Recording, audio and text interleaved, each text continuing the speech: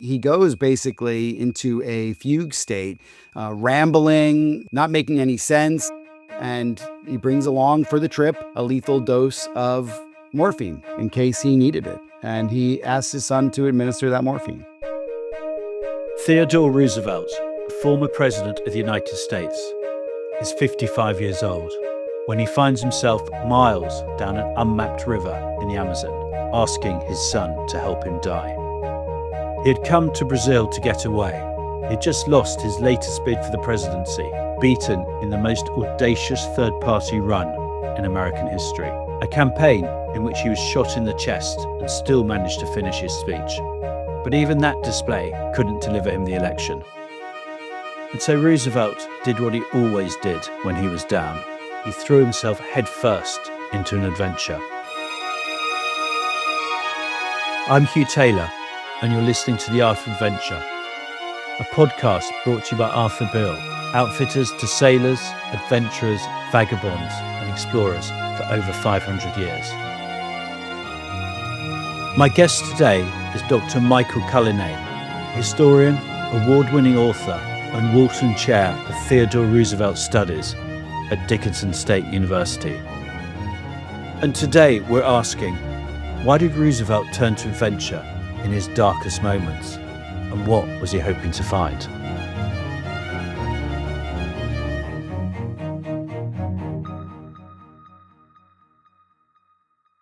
Hi, Mike. Welcome to The Art of Adventure. We're really excited to have you here today. Well, thanks for having me, first of all, Hugh. And I look forward to talking about Teddy Roosevelt, Theodore Roosevelt. Teddy Roosevelt, obviously considered one of the top 5 US presidents of all time, but there was far more to his life than just being a president.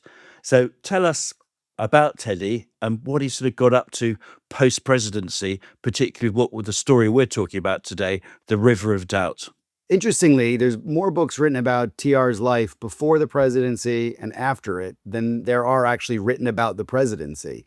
So that wasn't even the highlight of his life. Before he becomes president, he's famously known as the Rough Rider, right? He goes up San Juan Heights and to military glory. He's governor of New York, vice president. He has a number of other roles. But then after he leaves the White House, he goes on these expeditions, really. So the first one is to Africa in 1909, literally months after he leaves the White House. He's goes on a 10-month safari where he collects tens of thousands of specimens for the Smithsonian Institution.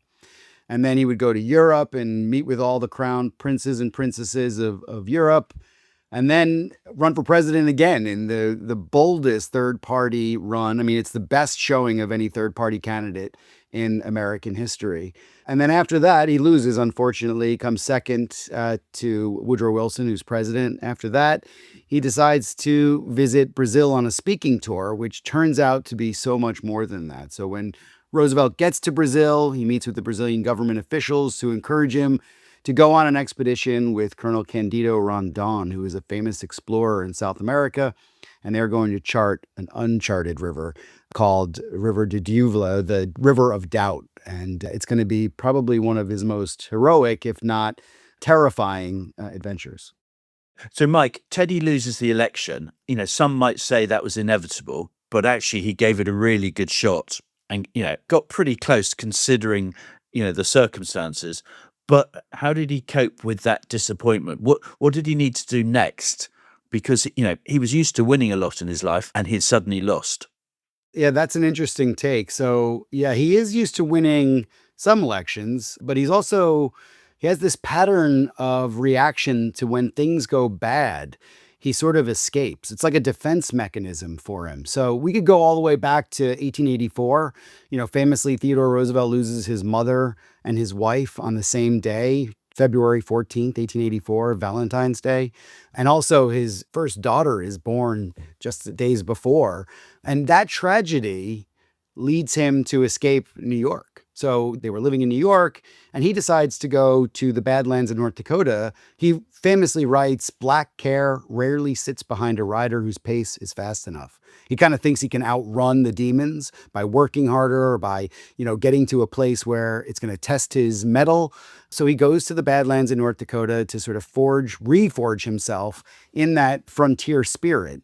And he does. He kind of emerges a couple of years later as a remade man. And I think he does this throughout his life. So when tragedy strikes, he then runs away. And the election in 1912 is really no different. So when he loses, and, as you mentioned, he does well. It's a good showing. He wins several states, but, comes very shy of beating Wilson. He runs away. And it's part of that escape mechanism, that pattern of dealing with loss. And so in this case, it's Brazil. But we can see the pattern in other stages of his life as well. So Roosevelt gets there on a speaking tour, which was going to be pretty civilized. He was getting very well paid for it. How was he persuaded to suddenly embark on this actually quite dangerous adventure?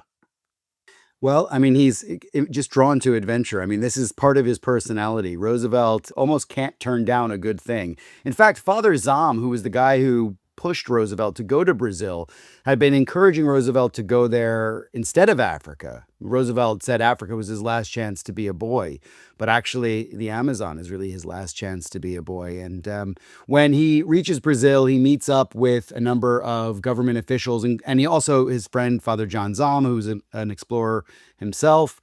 And the government suggested that he accompany Rondon on this expedition because the celebrity of Roosevelt would lend itself to, greater funding, greater attention. And they're absolutely right about that. When word gets out that Roosevelt's going to be going with Rondon on this expedition, it becomes a great fiasco. And Scribner's, who is his publisher, offers to basically buy the rights to the book that Roosevelt will write along the way. So as Roosevelt's making his way on this perilous journey, he's also writing sheets and sheets of paper about the expedition itself. And it would, eventually come to a 700-page book called Through the Brazilian Wilderness. So he's getting paid for the speaking tours. He's getting paid from the publishers to write this book. And he is lending a great sort of gravitas to the expedition that Rondon is seeking to do. And it's interesting, we are talking, I suppose, 130, 120 years ago, and still South America was not properly mapped. Obviously, the River of Doubt is, I suppose, in the middle of Brazil, isn't it? Quite close to the Bolivian border, on the Bolivian side when you look at it. But it was a totally uncharted and unmapped area of Brazil. Absolutely. And Rondon, who is really an incredible personality as well, and he will have a state named after him in Brazil at some stage. Rondon is trying to do what the Americans had done on the Western frontier, which is to bring modernity to places that were basically, uncivilized. I don't mean uncivilized in the sort of racial sense. I mean uncivilized in the sense that there were no modern conveniences inland in these parts of Brazil. They are really kind of the last frontier in many regards in the Americas. Only very small groups of indigenous peoples live in these areas. They're covered in rainforest, really dangerous on so many levels, which I know we can talk about. But I mean, the animals, the plants even, and of course the heat and other sort of diseases that are in those places make it inhospitable for most humans to live there. So these places and the interior of the Brazilian Amazon are really quite dangerous, and Roosevelt would find out all about that. And in terms of this adventure, is Rondon in charge? Is Roosevelt in charge? How does that relationship work? Yeah, it's a great question. Rondon is very much in charge in almost every regard, except for the fact that if the former president, were to ask for something, he would almost certainly get it, right? But Rondon is the man who's done this trip before.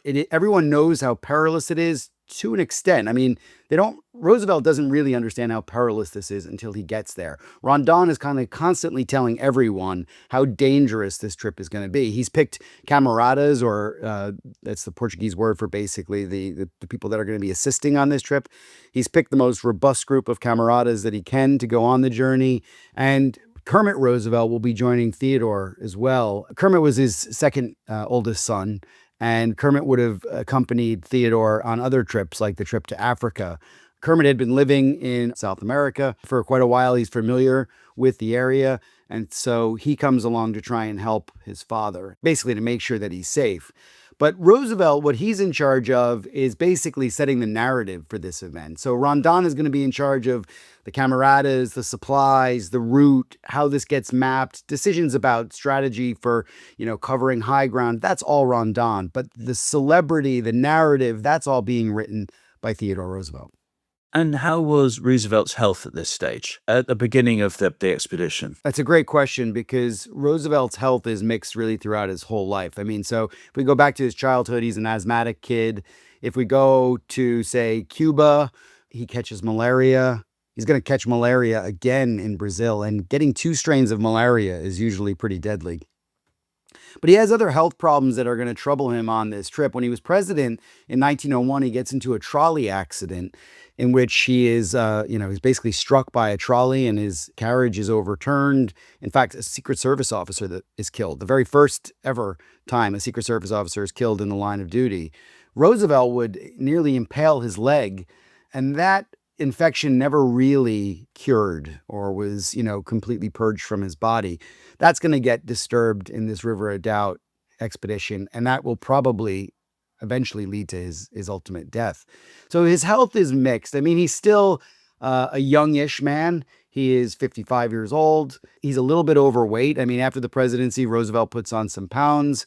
So, yeah, his health isn't great, but it's not in such a state that would lead him to think that he's not going to be able to make this journey possible.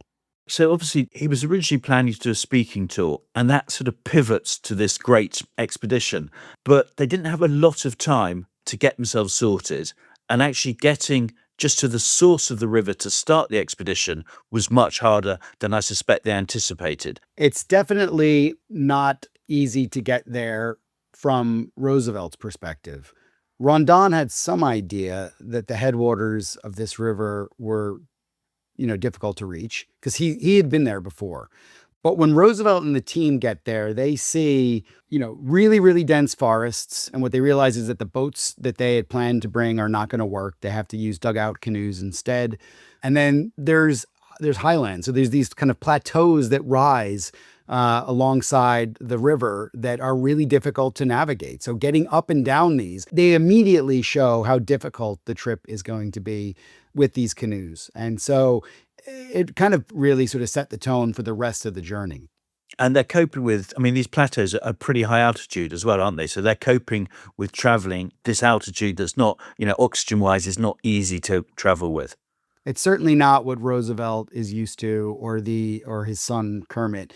Camaradas would have had more experience with this sort of thing, but I think the important thing to note is that when they get to the headwaters, the Camaradas and Rondon have an idea what that looks like. Beyond the headwaters, they have no idea. They've not done that trip before. And so once they start rising through these plateaus, exhaustion quickly becomes apparent.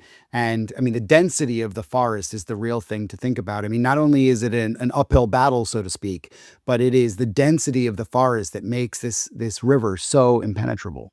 No one has been down the River of Doubt before, have they? Well, when I say no one's been down it, people have been down it. And let me explain. It hadn't been charted. In other words, it hadn't been mapped or navigated by a group that was looking to show others how it could be done. Indigenous peoples had certainly been down it. Some of Rondon's scouts had been down parts of it, but perhaps not all of it.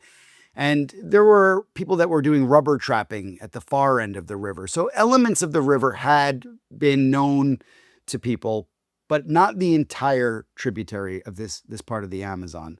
So what mapping it will do will allow a secondary group to better navigate that area for the future. So this is the purpose of this trip. And Rondon had been doing this all over Brazil for the past 10 years. That's where he's making his money. That's how he's making a name for himself. And ultimately, that's how Brazil is developing its economy at this time. So they set off on their trip, and actually they set off with a sort of larger party than they end up with, don't they? As they get to the headwaters, they make a decision to split into 2 groups so that basically they're not going to be able to navigate the narrow river with the large size of the group. We're talking about around 12 to 15 people. I don't remember the exact number, but it's a much smaller group. And the purpose is simply just to get down the river with greater ease and speed. So the groups obviously split. They set off. And how does the trip unfold? What happens in sort of the early stages? Well, I mean, I think the perils of the jungle make themselves pretty apparent just straight from the beginning. I have to mention Candice Millard's book, River of Doubt, which is just a beautiful rendering of this story. One of the things that I love about Millard's book is the scene setting. So, I mean, things like Brazil nuts and what they look like and what happens, when a Brazil nut falls. It's like bigger than a coconut and harder than a cannonball. And these trees are enormous. And so, you have cannonballs basically falling on you. And these nuts, if they hit you on the head, you're just a goner. That's it, right? But these nuts also bring sustenance as well, because if you crack them open, these are really mineral rich and vitamin rich, nutrient rich resources. So that's something that she writes about in her book that I just think is beautiful. And Roosevelt recognizes this immediately when these nuts start falling from the trees just randomly. There's also other problems as well that manifest with wildlife, particularly mosquitoes, right? So Roosevelt will contract malaria, a second strain of malaria from Brazil. There's piranhas in the water. At one stage, Kermit Roosevelt is sort of dipping his bandana into the waters of the river to try and get some water on it. And piranhas sort of immediately swarm up to his hands, which is, gives you a sense of how perilous it would be to just dip your toe in. And then other things start to happen that are far more unfortunate. So I think the first one is when they lose a camarada to the rapids. The rapids are incredibly violent in certain spots, especially with the craggy rocks that are in the water. It's very hard to recover from these rapids. And they lose one of their first camaradas, Simplicico, when he falls out of a dugout canoe if they hit the rapids. And, these camaradas are hardy guys. They know how to swim in rivers. They know how to survive in the wilderness. And Simplicico, for as strong of a swimmer as he was and as tough of a dude as he was, he could not escape the power of the rapids, and he just disappears into the River of Doubt, never to be seen again. So yeah, tragedy hits there. Tragedy would hit elsewhere as well. I mean, so in one instance, the supplies are running short. Rondon institutes rationing for everyone, and one of the camaradas is caught stealing those rations. A fight ensues. Another camarada is murdered, and the camarada who then was stealing the rations just runs into the jungle, never to be seen again himself. So there's a lot of destitution and death on the River of Doubt as well. Some down to the conditions, some down to human psychology, and it challenges the whole team immensely. And there's also the sort of the indigenous population are sort of in the shadows almost. Yeah, so the indigenous population never really reveals itself entirely to the party. They are kind of lurking in the background of the forest and the jungle. And they're watching Roosevelt's expedition as it goes through. I mean, of course, they live there. They know the jungle better than anyone. And I mean, isn't that an unfortunate incident with Kermit's dog is killed with arrows by the indigenous population? They're confused by the dog, I think. I mean, I think this is speculation on my part and others as well, that they're confused by the dog and they don't know what it is. And therefore, they shoot it with a blow dart. And they're a constant worry for the party because, of course, the expedition doesn't know if or when the indigenous people might strike them. I mean, this is constantly lurking in the background and in the minds of everyone on the expedition, for sure.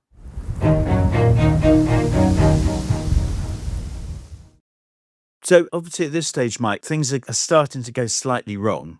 And Rondon and Roosevelt, are they still very tight and united as one in their views of how they should be dealing with the party, with the indigenous population, with the thief who murdered one of the party? I mean, the thing is about Roosevelt and Rondon and their relationship with indigenous peoples is that, I mean, Roosevelt, first of all, doesn't know as much about South American tribes as he does about North American ones, simply because he's much more familiar with North America. Rondon had progressive views about indigenous peoples. He wanted to leave them and their, residences undisturbed as much as possible. And Roosevelt takes his lead from Rondon. I mean, most people might know that Theodore Roosevelt had largely racist views about Native Americans in North America and didn't think them, quote unquote, civilized the way white Americans were. He had grown out of some of the ugliest of his ideas about North American Indians, but he very much still was far behind what Rondon's thinking was about indigenous peoples. Rondon would, throughout his lifetime, advocate for a place for indigenous peoples in Brazilian culture, in part because, his own background, but also just because, he was very much part of the progressive set in Brazil.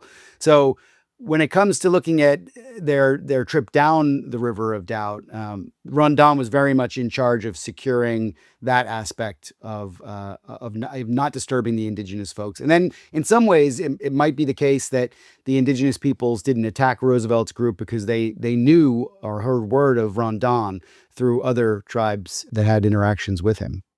And it's also interesting when the murder occurs on the expedition, and obviously the murderer runs off. He's actually cited a little bit later on the expedition, isn't he? And then they have a different opinion about how they should deal with that sighting. Yeah, there's a difference in opinion about whether they kind of have a court of justice to hear out his story and to try him effectively. So but when the murderer runs off, there's a real worry that he might come back and attack the group, because obviously they're making very slow progress at this stage. So it's quite easy to keep up with the group.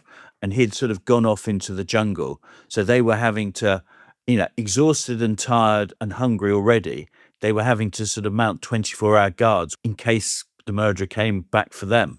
Yeah, I mean, absolutely. So this is just adding another fear to the whole situation. But yeah, they did have patrols. They ran patrols regularly, especially in the days after his disappearance. But this is just part of the fear factor. When you talk about how slow things are going, that is the ultimate fear. I mean, not getting through quicker means that the rations are depleted sooner. It means that the likelihood of disease and privation is going to strike. I mean, Roosevelt is in a very bad way after a crash in the rapids. The leg that he impaled in 1901 gets impaled again on the rocks in the river. And this is the thing that will send him into a total tailspin. So while we're talking about all these other fears, Roosevelt's health really deteriorates quite rapidly after his leg infection comes back again. And it's likely some form of sepsis or some sort of infection that would hit his bloodstream. And he goes basically into a fugue state, rambling, not making any sense. And eventually, when he does make sense, he asks his son Kermit to leave him in Brazil. This is also not entirely uncommon for Roosevelt either. I mean, when he was in Cuba, he rides up San Juan Heights in a hail of bullets recklessly. People have asked me, did he have a death wish? And I think that's probably a bit too far, but he definitely sees something about glorious in dying in battle, or, leaving everything on the battlefield, so to speak, in the case of Brazil. And, he does tell his son Kermit to leave him there, and he brings along for the trip a lethal dose of morphine in case he needed it. And he asks his son to administer that morphine. I think it's also worth pointing out that Roosevelt, before he became president, when he was in his sort of the cavalry regiment, he saw death in battle. He was quoted saying death in battle is the most glorious ending to a life. Absolutely. I mean, that's for sure. I mean, I think there's other instances that we could look at as well. For example, he asked Woodrow Wilson in 1917, years later, to raise a regiment of troops for World War I. And he wanted to die on the battlefield in World War I. So, this turns up frequently in Roosevelt's life.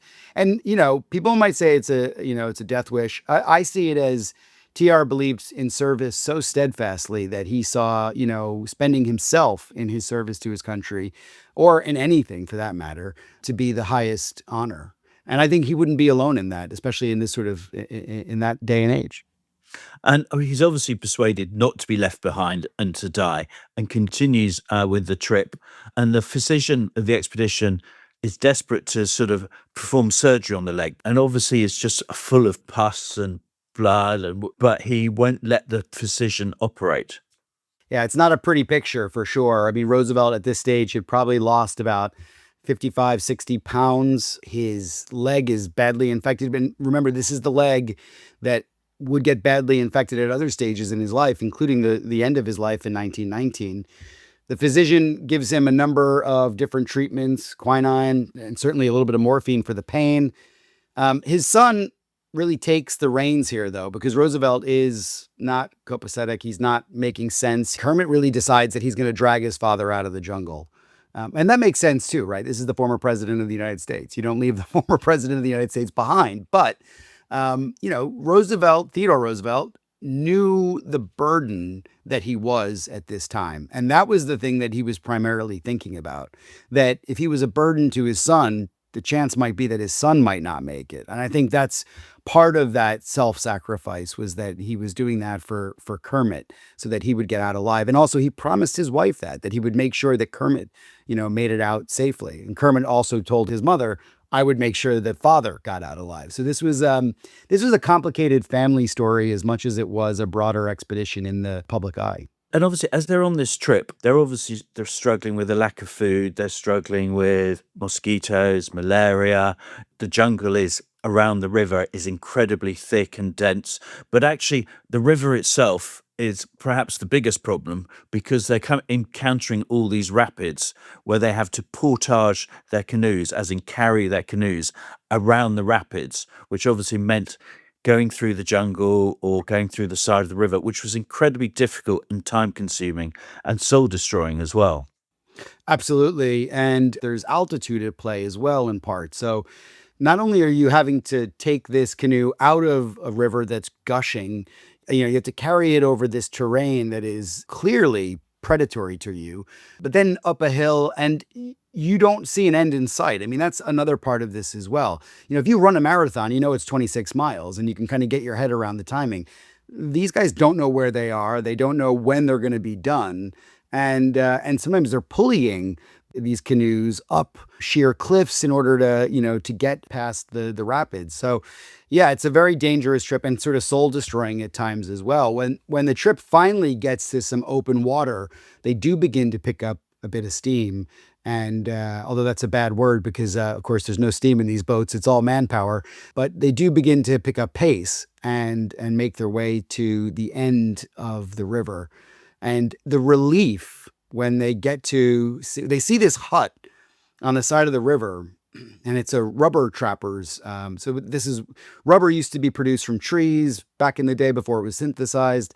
And there's people that are out in the jungle collecting this sap from trees to make rubber. They see a shack where this is happening, and relief just, sweeps over the group. And I think when they actually finally do run into the trappers, Roosevelt allows the physician to operate on his leg, doesn't he? Yeah, and the reason for that is because he realizes that he's not far from a Yeah. hospital. So operating on the leg before that, like if the infection opened up and it spread any further, then Roosevelt knows that he could be done. Roosevelt is amazing in this regard because he knows about animals from hunting, and he almost treats himself like he would treat a sick animal. I'll give you another example of that. In 1912, when he's shot by an assassin at nearly point blank range, he goes on to deliver a 90-minute speech at an auditorium.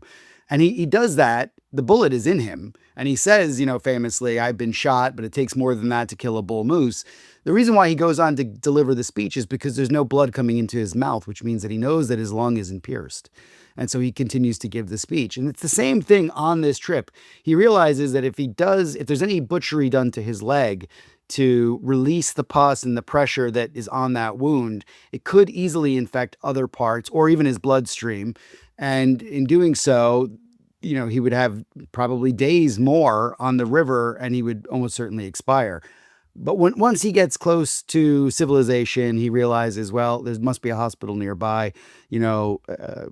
That's when they lance the infection, and he is treated shortly thereafter. And of course, he does survive. Yeah, because obviously once they've passed through the trappers, there was a relief party planned at the sort of mouth of the river, which they weren't sure whether it would be there or not. Unfortunately, it was there.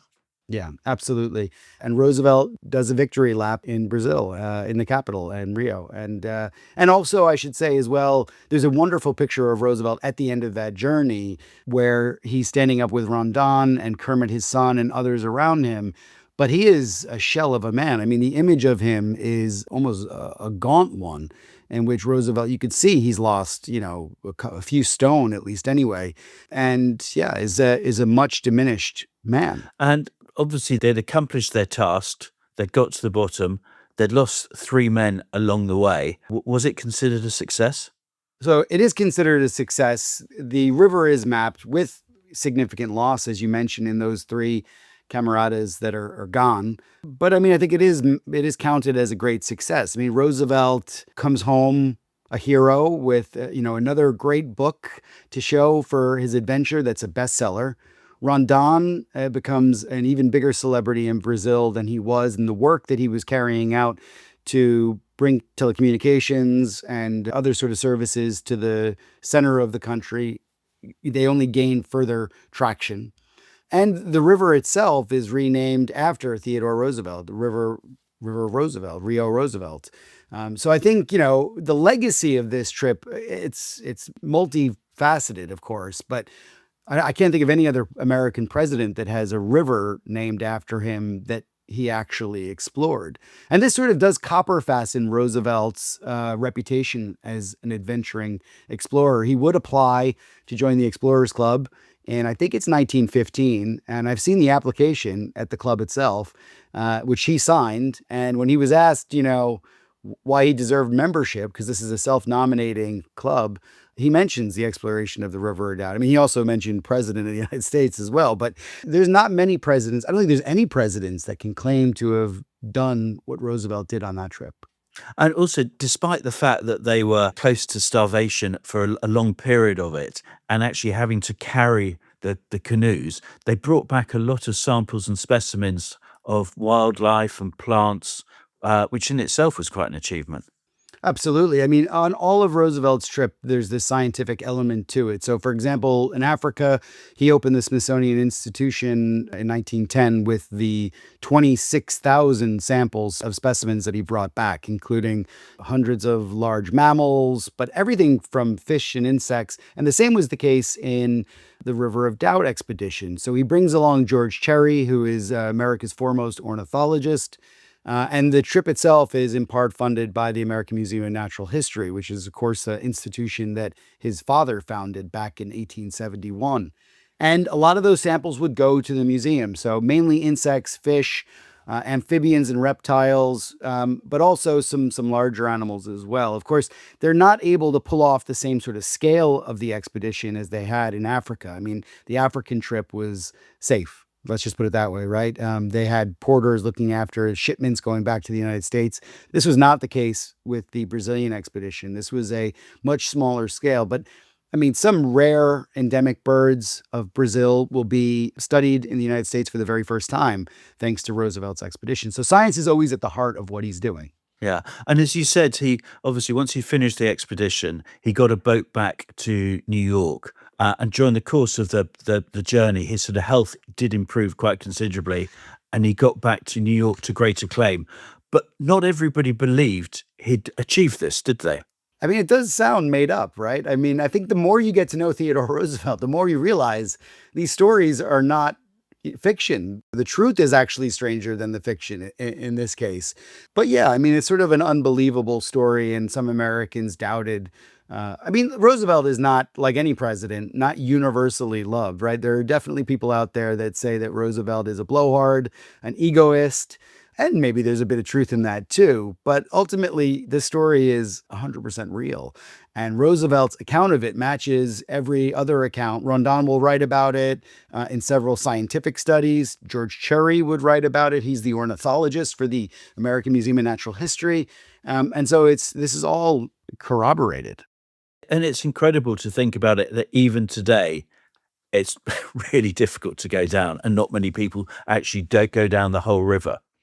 Yeah, so the Theodore Roosevelt Association trip went in, I think, 92 or 96, which you think, okay, well, we might not have GPS the way we have it now, but I mean, you had satellite technology, and it was still a very difficult trip.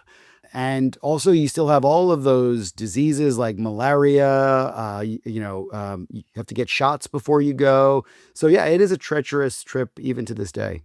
And Rondon, obviously, his sort of status in Brazil was even greater after this expedition. Well, Rondon, as I mentioned, sort of alluding to in the beginning, he becomes this, really sort of important figure for the development of Brazil. His legend becomes bigger. He joins this church. He becomes this leading philosopher in Brazil, really. He also starts the Indian Protection Service, which looks after indigenous peoples in Brazil, and eventually there's a state in Brazil called Rondônia, which is named after him for all of his service to the country, not just in terms of development, but also in terms of its intellectual and spiritual kind of sense of itself. And we haven't talked much about Kermit, Roosevelt's son. So obviously he was part of this great achievement, but his life sort of almost this was the highlight of his life, wasn't it? And tell us a bit about what happened to him and how he unfortunately died. Yeah, Kermit Roosevelt is such an interesting character. Any listeners that want to write a Roosevelt biography, this is the Roosevelt to write it about. Kermit was not going to be a political figure like his brother Ted, his older brother, who wanted to walk in the footsteps of his father Theodore. Kermit was much more of a sensitive soul with some problems as well. The Roosevelt family has a history of alcoholism and drug abuse. Theodore Roosevelt's older or younger brother Elliot would succumb to alcoholism and drug abuse. And Kermit had some similar demons as well. He's got a great flair for adventure. So in addition to the African and Brazilian expedition he does with his father, he also does 2 or 3 expeditions with his brother, which are remarkable. They go hunting bighorn sheep in India. They find and capture the first panda in China that gets brought back to a Western audience, which is a remarkable story as well. And then also he fights in World War I and World War II. So in World War I, he would be wounded in battle. And he fights in France, actually with his brother. That's where he learns of his father Theodore's death. And then he fights in World War II as well, although, he's really diminished in strength by that stage. And mental health plays a part as well. He's got crippling depression. Eventually in 1945, Kermit will take his own life in Alaska, although his mother was never told. His mother, Edith, was still alive. She would die 3 years later, but she was never told that Kermit, Kermit was her favorite son in many ways. So that's a really tragic and sad story. But yeah, Kermit is a fascinating character. He did so many things, much like his father, really multidimensional person. Yeah, and he was, he had a good job prior to this whole expedition, didn't he? He was well established in Brazil and, doing quite a difficult and dangerous job from an engineering perspective. And his engineering expertise was helpful when they were doing the portage, the carrying of the boats, around the rapids as well, wasn't it, with the pulleys? Yeah, absolutely, without question. And I think, even the engineering experience to get his father out of the jungle, basically Theodore Roosevelt is put on on his back and dragged out of the jungle while they're portaging the canoes. So yeah, it's Kermit is a remarkable. He doesn't have a good biography written about him either. Yeah. So I think this is an opportunity for anyone listening. Yeah, there's a lot of resources out there on Kermit, but not a lot of good books written about him. Yeah, interesting. And then tell us about Teddy. So he'd almost lost his life in this great adventure expedition. Did he go on to do other adventures, or did he sort of go for a sort of slightly quieter life after this? Well, nothing as big as this after Brazil. There is no expedition that's as big as Brazil. There are smaller kind of adventures, hunting parties, and that sort of thing. But after this adventure, Roosevelt would become the single largest proponent of American intervention in the war in Europe, the World War. And of course, he wanted another adventure. He wanted a big adventure on the battlefield. He begged President Wilson to allow him to raise a regiment of troops, much like he did in the Spanish-American War in 1898. By this stage, though, Roosevelt is blind in one eye. He was in a boxing friend of his in the White House when a right hook dislodged his retina. So he's blind in one eye. He's deaf in one ear. And he's really, after this Brazilian trip, kind of a health risk to himself. And Wilson says no. Part of Wilson's decision to say no was also they were political nemesis, and this was a way of keeping Roosevelt from getting any fame or celebrity. But the British, Lloyd George writes to Wilson and says, please give us Roosevelt. George Clemenceau writes a public letter in the New York Times saying, please give us Roosevelt, that it would raise the morale of the French troops. And he doesn't go. And so instead, Roosevelt becomes this prolific writer about the war and support for the Allies. He is the number one supporter in the United States of the Allied cause. So that's kind of his last adventure. In fact, that's the name of his last book, The Last Adventure, which is World War I. And a very strange turn of events, he dies in his sleep on January 6, 1919. The vice president of the United States said that death had to take him in his sleep because if he was awake, there would have been a fight. And I think that's quite a fitting tribute to a man who lived a life that was definitely enthusiastic on almost every front. Mike, we often talk in this podcast about whether people are born an adventurer or they become an adventurer. Where do you think Teddy sits within that? Oh, that's great. I think that Teddy was not born an adventurer. I think he discovered it, and I can almost place the moment that he discovered it. So there's a wonderful book about Theodore Roosevelt's love for nature. It's called The Naturalist by Darrin Lunde. Darrin Lunde is the chief mammologist at the Smithsonian Institution and a wonderful scholar. But Lunde points to the moment that Roosevelt found a dead seal carcass in New York. And I think he was like 7 years old. He's a very young boy. And he's at a market in New York and he sees this dead seal carcass and he's just overwhelmed with excitement.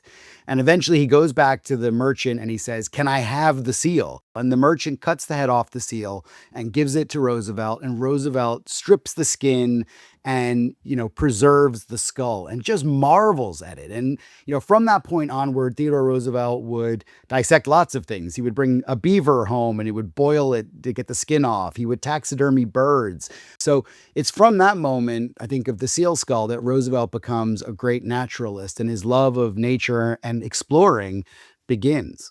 And, it's interesting that this incredible adventure is almost just one small part of his life.